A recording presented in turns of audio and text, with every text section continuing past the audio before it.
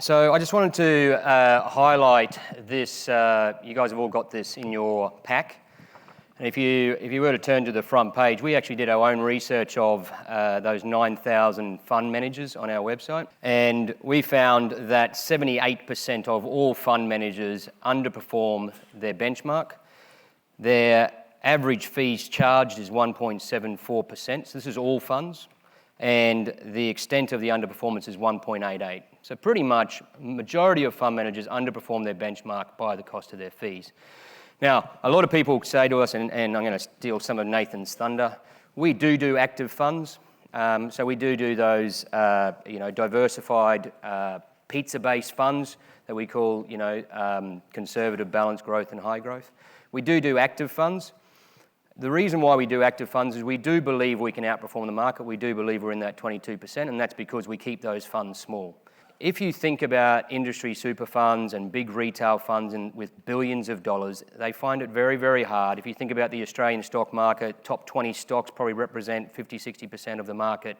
It's very hard for those guys to invest that money in smaller cap stocks, in mid-sized cap stocks. And that's where we get our overperformance, and Nathan's going to talk about that in a little while. I wanted to show you one thing because it sort of like tickles my fancy on the website. And we made it really easy for you to go and have a look at your fund, and we call it Compare Your Fund. And we did this first in Canberra, and stupidly I just chose Platinum International. I just chose it out of thin air. I wasn't really thinking. And a lot of people got upset with me, and they told me that no, Platinum International Fund has outperformed, since day dot. Now, what a lot of these people think is they get their 5 or 6% and they see their money go up. My sister-in-law's even dumber. She actually sees hers go up, her graph go up, but actually that's her own contributions that's actually making the graph go up, not actually the returns of the fund. So, financial services people are very clever. We've spent the last 20, 30, 50 years actually trying to work out how to bamboozle you. So you can come in and put any fund into the Compare Your Fund. So Platinum International, and it'll come up and show you this bar chart, and blue is the Platinum International Fund, black is the peers, so we're comparing this against 1,085 peers. Black is the peers, green is the benchmark, and InvestSmart International Equities, which is, those basic ETFs. We can see that they've pretty much underperformed. Now, we're not saying we're going to outperform. We're going to underperform the benchmark over time as well. Reversion to mean, pure maths, we're going to, because we are just the index, we're going to underperform the benchmark as well over time. The longer the time, though at 451 cap, depending on how much money you have, we'll get closer and closer and closer to that index. And that's our job in those basic portfolios. Now, if you think about it, there is $700 billion worth of funds in Australia invested in those pizza bases. So if you've got, a fund with the name conservative, balanced growth or high growth or aggressive, something like that, you are most likely being ripped off. Full stop. And lots of people actually in Q&A will go, no, Ron, there's this fund or there's this fund, and I go, yep, and I put it into the Compare Your Fund. And once again, and they go, yeah, but do you have from inception? And I go, no, I don't have from inception, but what about those poor people that have been in this one for the last 10 years? So I really encourage you to go to the website. It's a free tool. Put in your funds and see how they're going. I mean, if you get nothing else out of today, at least do some homework and work out that your funds that you've got in your portfolio are doing what they're supposed to be doing. And there is 22% of them that actually do outperform, and you are actually paying for what you get. But the majority of them, you're not paying for what you get. So my myth is busting market timing, and I quite enjoy this. I've had a lot of debate on Alan's or the Constant Investor Facebook group, and Alan used to have a thing called market timing in the Constant Investor, which we didn't bring over to InvestSmart because we don't believe in market timing. And hopefully today I can demonstrate to you why we don't believe in market timing. Market timing is an intriguing concept. Imagine if you could be in the market on the good days and actually be out of the market on the bad days. I mean, that's the basic premise of it. Some people try, most people fail, and so I wanted to show you why. The problem is we're all hardwired. There's a number of biases, so I forgot to mention that bias of that lady with Platinum International Fund. It's called escalation of commitment. The problem is when you tell somebody that they've actually been in the wrong fund for a long time, they actually escalate their defense of why they've been in the right one. People don't like being told they're wrong. There is a number of other sort of behavioural biases for humans that make us try to time the market. In some respects, we can't help ourselves. And so what I wanted to do is just go through a couple of those biases that as experienced sort of fund managers and investors, we try to drown out that noise. For others, we can't help ourselves because it's hardwired. Firstly, there's so much information out there. Journalists are very good at making you try to click on their articles and react, do something. Even when I was going through and having a look for these sort of articles, I was thinking, oh my God, I better go and have a look at my own portfolio. And I even fell into that trap. For example, we should all be going and selling our houses because property market's probably going to drop another 50%. There is so much noise out there that makes us want to think about how we're going to react to our portfolio, react to that news and change our portfolios. So one of the behavioural biases is loss aversion. We would rather not lose $5 than gain the equivalent $5. So, for example, so when we were thinking about this, and this is why those feedback forms are so important, every year we sort of like rack our brains to try to work out what we're going to talk about in these seminars. So if you've got any ideas, please write them down. Last October, November, we had so many of our clients. We've got we've got hundreds of thousands of members. They're all ringing us up going, Ron, I love your 451, I love your products, whatever, but even our subscription products, but it's not the right time because the market's going down. And so they don't invest or they don't take out a subscription or they don't react with our services. Then all of a sudden the market goes for its biggest jump in sort of like a couple of months and they're all back. Yeah?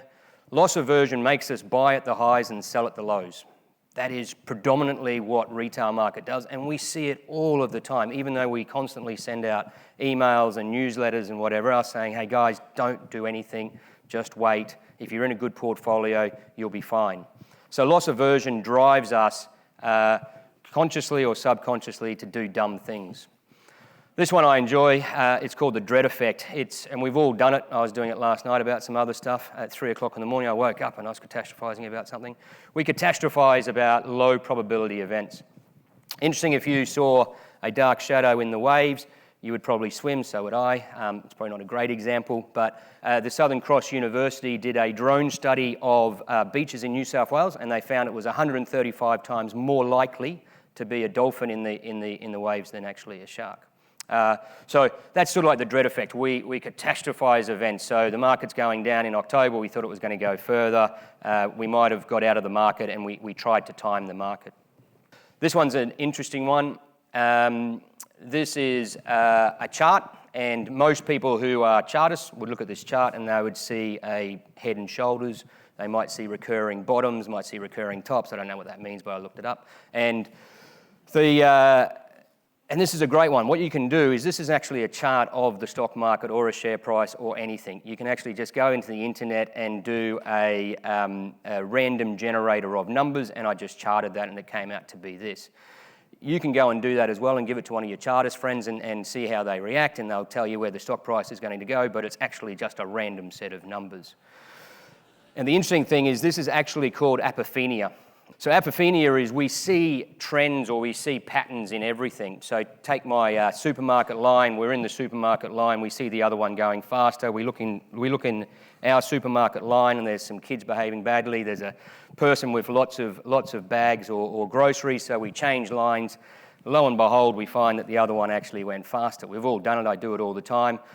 Drives my wife insane. Now we divide and conquer and we go to both lines, which probably upsets everybody as well.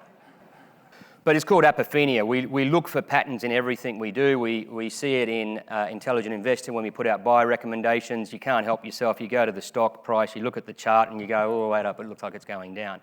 I think charting, and this is, I'm sure I'm going to get Q&A questions about this, I think charting is a lazy man's way to invest. Yeah? If you're following the dotted line and think you can actually predict where the prices are going, I mean, good luck to you. But the intelligent investor guys, what we do is we spend weeks and weeks and weeks poring over documents and research and announcements and trying to actually value the company, seeing if there's some sort of protection moat, and making sure that it's valued correctly. That's how we value companies. So that's why we try to time the markets. I think it's hardwired into us. Most of the professionals and portfolio managers, experts sort of guys try to drown that noise out. I wanted to also take you through the challenges of market timing. And I found sort of like three that I wanted to talk about: unpredictability, opportunity cost, and unintended costs. This is a chart, this is an Index chart. Index does these charts of all sort of asset classes over the last sort of 30 years. They also do major events, and they do major changes in governments both in Australia and the US. Now, most of you would sort of like know the ups and downs here. Interesting enough, the gold line is the Australian market. The blue line is the US. Now, interesting enough, we had a number of people putting their hands up or asking us questions in Q&A and said, Ron, I saw the dot-com sort of bubble coming, if you remember back into sort of like early 2000. And that's fine, yeah? You saw the bubble coming. But if you actually got out of your Australian stocks, you would have lost, because the dot-com bubble really affected the US market way more than it actually affected Australia. Then you go to the GFC with the gold sort of going up to that crescendo in sort of like 2007, 2008. Now, a lot of people go, well, I saw that coming as well, Ron. Well, that's great. The problem is the unpredictability. It's not only the unpredictability of an event such as 9/11 or something, it's also the unpredictability of when the market actually responds to those events. So, for example, we had a person tell us that Marcus Padley said, to get out and da-da-da, and they followed him and they got out at 5,000. That's great, mate. It went to 6,800 about a year later, and then he got back in at 4,000. Well, that's great, mate, because the market went down to 3,300 in May 2009. So the interesting thing is you don't know when the market is going to respond. It's unpredictable. And there's a large body of science and research done on this, and it's called random walk.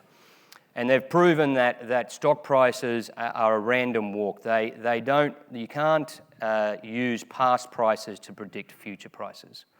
Now, remember when I say this, because I'm going to have people say, yes, Ron, but I've actually done it successfully. Well, that's great. You're probably a very small segment of the market. We're talking about consistently over a long period of time being able to predict the markets. This is an interesting one. I don't really like this chart, but I've seen it a lot, so I thought I'd share it with you. This is, what would happen if you were out of the market on those good days. So it's an opportunity cost. So, for example, I was talking about our mate who got out at 5,000 and it went to 6,700. Now, why I don't like this chart is you have to be a really, really, really bad market timer to only be out of the market on the good days. Yeah. Now, most of the time is when you've got really good days and really bad days on the market, you've got high volatility, something sort of happened. So, generally speaking, if you're out of the market on the good days, you're most likely out of the market on the bad days as well. But you can see sort of like the effect of being out of the market on those good days. And you are missing a lot of opportunity just staying invested rather than being out. Not liking that chart, I then sort of like started looking at a number of other studies. There was a study put out in 1984 by Robert Jeffries at the Harvard Business School, and he found that over periods of 7 to 57 years, the probability of losing from market timing is double the chance of winning. So this is when we talk about the consistency of or consistently outperforming the market or making those decisions predominantly right most of the time.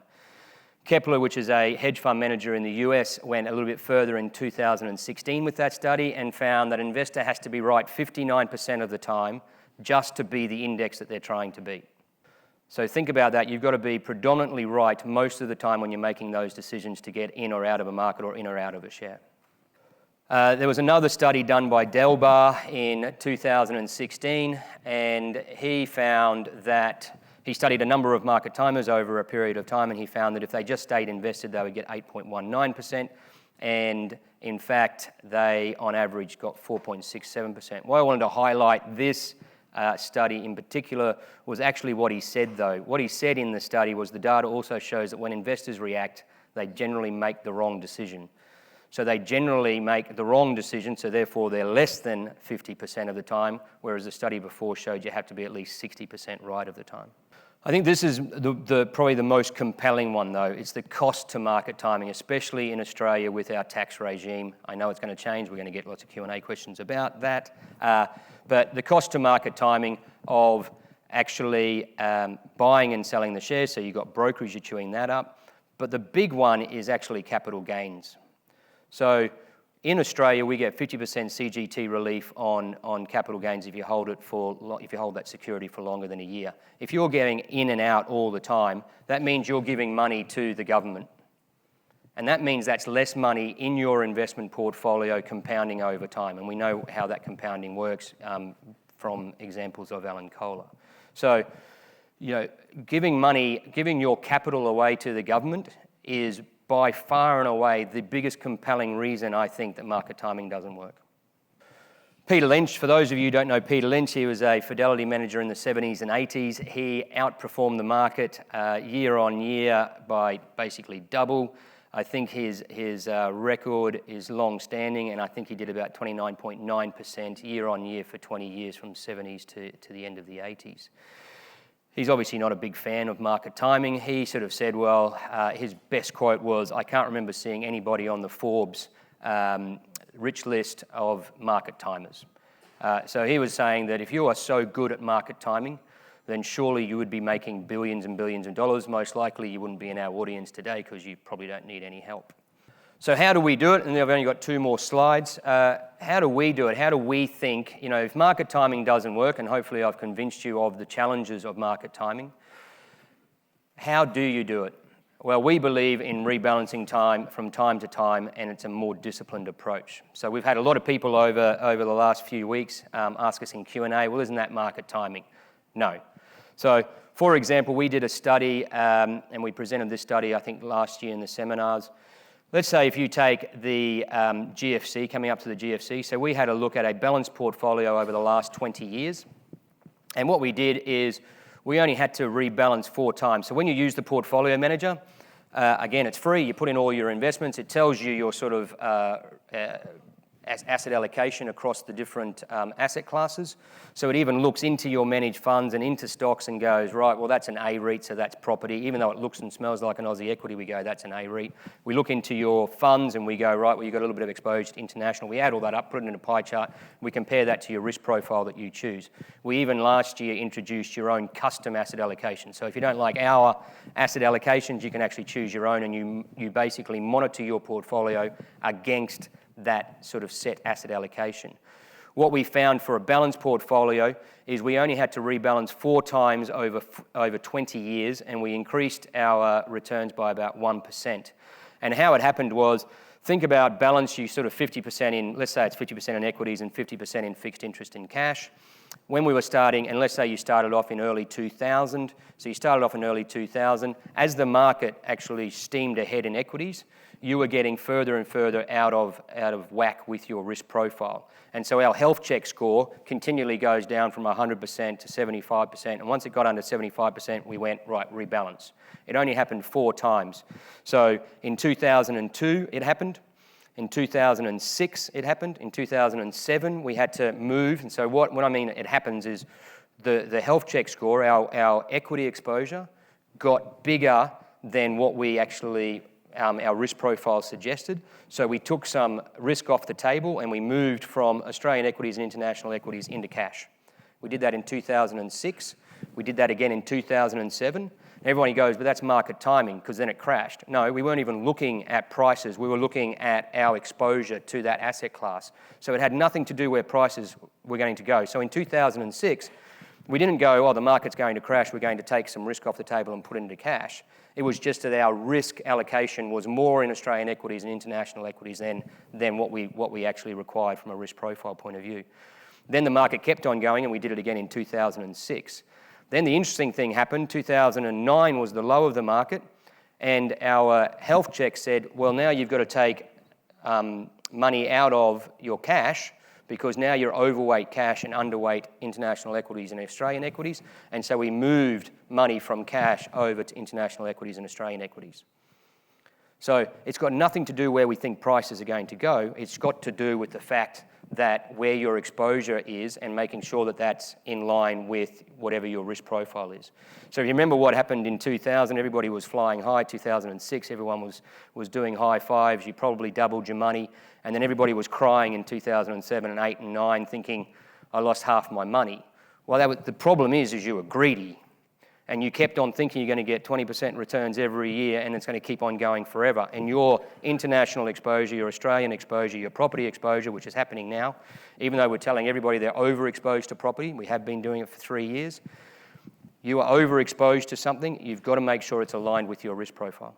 So we don't think it's time in the markets, we think it's market timing, we think compounding interest, making sure your money is in the markets, making sure it's diversified across asset classes, making sure it's in line with your risk profile is the best way to make money over the long term. So we believe in also regularly and consistently contributing to your funds. Most of you here are probably in sort of like, retirement phase, but definitely for younger people, you should be consistently adding to your well-diversified portfolio. That's called dollar cost averaging. It's another way to smooth out volatility. And lastly, but not least, making sure you rebalance from time to time. You don't have to do it every day or every week or every month or every quarter because you're just going to chew up brokerage costs.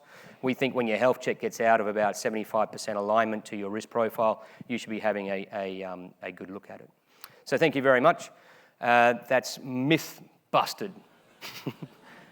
I'm going to bring Nathan up now to talk about ethical investing.